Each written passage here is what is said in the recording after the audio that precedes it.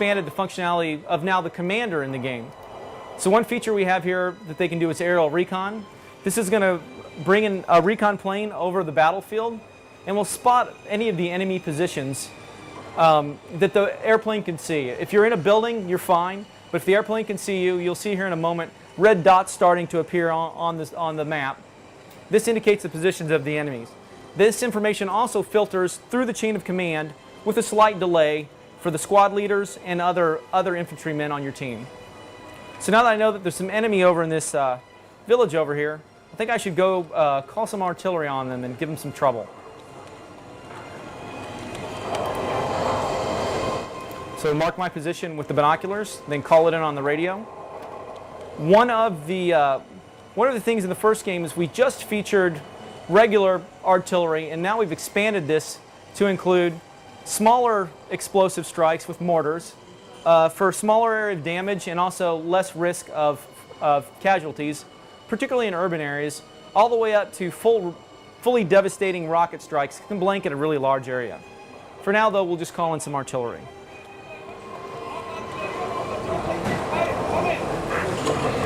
So in the original game, the environment was fairly static. When an artillery strike fell, it could kill the players, it could kill the vehicles. This is my recon plane. But it didn't do anything to the environment. For the new game, we've created a system we call massive destruction. This allows us to dynamically destroy any object in the game environment that we deem necessary. I'm going to demonstrate that now. While we have the ability to destroy anything in the game world, we don't think it'd be really fun to fight on a completely flat open area. So we limit the destruction to a degree. You know, you'll damage the buildings, you'll be able to shoot through them, but you'll still kind of be able to cover around them. Friendly fire is an option. For multiplayer, servers will have the ability to turn off friendly fire, but by default there will be friendly. Now I want to get into how some of the weapons interact with the game. If anyone is familiar with the original Red Orchestra Ostfront, we had a very innovative 3D sniper scope system in the game. What this meant is in most games you have this two-dimensional texture overlay over the screen and they just zoom the view in. In Red Orchestra Ostfront, the system had a 3D scope and you were actually looking through the lens of the scope. For the new game, we've greatly enhanced this system. We're calling this 3D Scopes 2.0.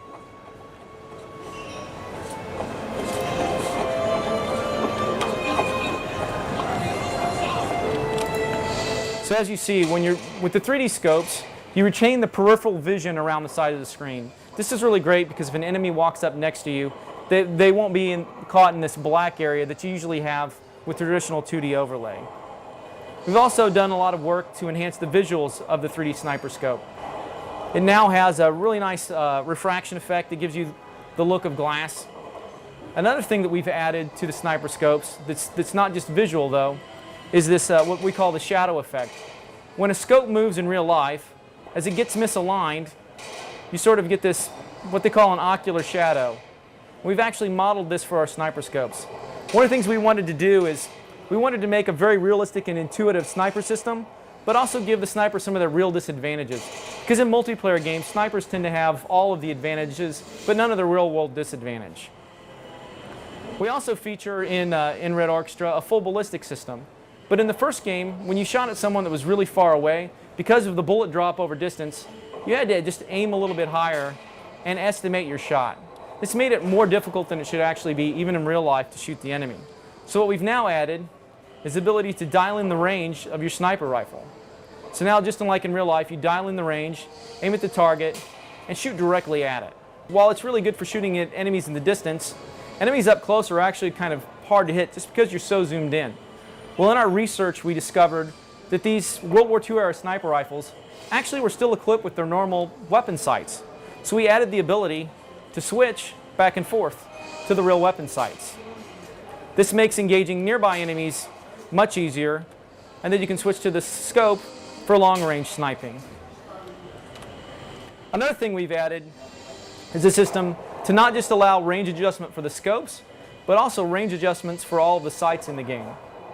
This is really cool because it has enhanced the long-range combat. No longer are you estimating the shots in the distance. You aim at the enemy and then you shoot it. Another feature they added to the game was a button to check your ammo. The only indication you have is whether a magazine is heavy, medium, or light. If it's heavy, it's near full clip. If it's light, you're running out of bullets. So this gives you the option to check how many rounds are in your magazine before you reload it, so it can save you some time. Bipod mounted machine guns were also featured in the first game, but there were, one of the complaints about the system was they were kind of difficult to deploy onto objects in the world. So with the new game, we've made a lot of improvements to the system to make this very easy to use and make the bipod machine guns a lot more useful. So in the first game, for instance, if I wanted to deploy on this object, I would have to look at it at just the right angle. It was kind of fiddly. Now you just walk up to any object in the world, press your zoom key, and the player will lock right on. Even if you're not looking right at it, it will lock right on to that object. And you can just walk away when you're done using it. This makes the weapons a lot easier to use. Another new function that we've added is our camera movement with the bipod deployment. In most games, when you deploy a weapon like this, including the original Red Orchestra, it kind of looks like you're moving the weapon around, it's floating in your hands. When in reality, it should move more like this. And no game has really done this before with a portable weapon. It's actually very difficult to implement. But as you can see, the weapon moves just like it should in real life. This isn't just a visual thing, though, as I'll show you here. If you were deploying on this in most games, you'd be sitting here, and when you aim down, your weapons kind of go down into the object. But in Heroes, since the camera moves up just like it should, you can actually fire down onto lower levels and get the proper view that you really should have. You know, the great thing about all of this stuff is, while it's making the game more realistic, what we really feel like is making the game more realistic.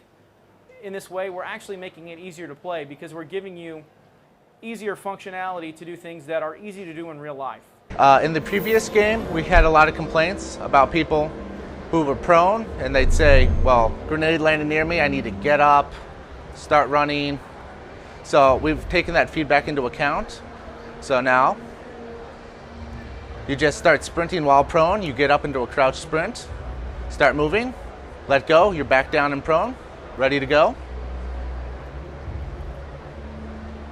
We've also, as you might have seen there, optimized our machine gun deploy. As soon as you go prone, your machine gun immediately goes to the deployed state. So there's just one less click for the user to do. Simplified it, optimized it. Now the player will also automatically pick up the machine gun and replace it when moving around. No need to undeploy.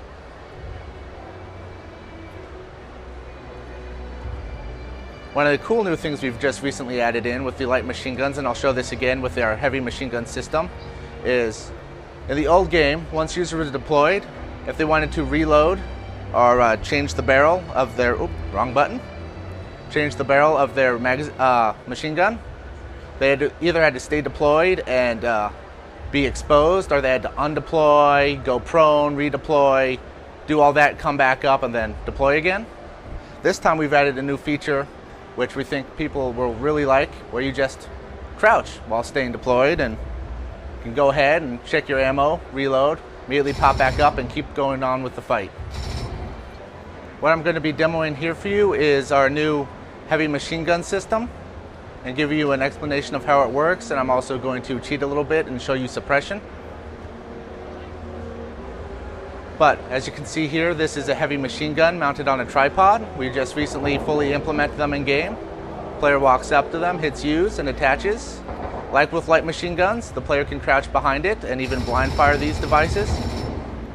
But these are a new terror to the battlefield that gives the enemy team something to shoot at, and a sniper is a new primary target to take out, because a skilled man on one of these can quickly dominate the battlefield. How these machine guns work is our mappers place them throughout the maps as they deem fit, but they're not always in every location. The map will determine on load which ones it wants to spawn, which one it doesn't, so you never know where exactly they will be every time. Like there's another location right down there where there is also a heavy machine gun in place, and there's one up here, so these are probably the two the map decided to spawn for the German team this time around. Another feature that we've added to Heroes of Stalingrad, in the original Red Orchestra we had a sway system when you went into aiming mode. Sort of moved your gun around like this. really wasn't accurate to what a real-life weapon would do in a person's hands. Now we're modeling a full breathing model. This enemy here. As you can see, as the player breathes in and out, the weapon will move up and down. Stop shooting me. The weapon will move up and down and shake a little bit, just like it would in a real person's hand. But what we've also done is added a system that we call controlled breathing. With controlled breathing, reload here real quick. You can actually, the player can actually hold their breath for a moment, pause, and then they will breathe slowly and pause between each breath. This is really good for long-range combat, as if you fire when the breath is paused, you'll get the most accurate shot. Heroes of Stalingrad, like the original game, features a full ballistic system that simulates bullet drop and travel time for the rounds. One of the things that wasn't in the first game, though, that's been very highly requested, is a bullet penetration system, and which I'm happy to say we have in the new game, as you can see, shooting through thinner objects. Environmental temperatures can affect several elements of the game. The heat can affect how fast an MG will overheat, tank rounds and bullet trajectory. One of our big goals for Heroes of Stalingrad is to make the most realistic weapon functionality and handling in any first-person shooter. So if you're familiar with the first Red Orchestra, you know that we have this system called free aim. There's no crosshair, and the weapon is able to be moved around independent of the player's camera. And then the bullets will go exactly where the barrel of the gun is pointed, not the center of the screen. This allows you to have a realistic challenge while shooting at people without aiming. What we've done for the new game is extended this system to work with in the aiming mode. So you can see the weapon move slightly independent of the camera. And this is really good if you're trying to scope out enemies at a certain area. You can actually move the gun down out of your view a little bit and then back up to take your shot without losing sight of the target. Red Orchestra 2 has a mounting weapon system, so you can rest weapons on top of sandbags or a wall, and that will help stabilize the weapon. Another thing that we've added to the game is, you've probably seen this in a lot of other games, you walk up to a wall, the first-person weapon comes down. We've taken this type of thing quite a bit further and added what we call first-person weapon collision. So when you're aiming, if your weapon touches a wall, it actually physically interacts with the wall. The wall will push back, and this really gives you the feeling that you're using a weapon in the first-person world as opposed to just having something bolted to your screen. It really enhances not only the gameplay, but the immersion that you have a real object in your hands. These are the majority of the features in Red Orchestra 2. There could be more that I missed out on. The game releases on PC only on August the 30th. Beta starts this month. To get in the beta, you can pre-order the Digital Deluxe Edition on Steam, or you can try to get one of the 20,000 beta keys they're going to give away soon. That's it. I hope you liked the video.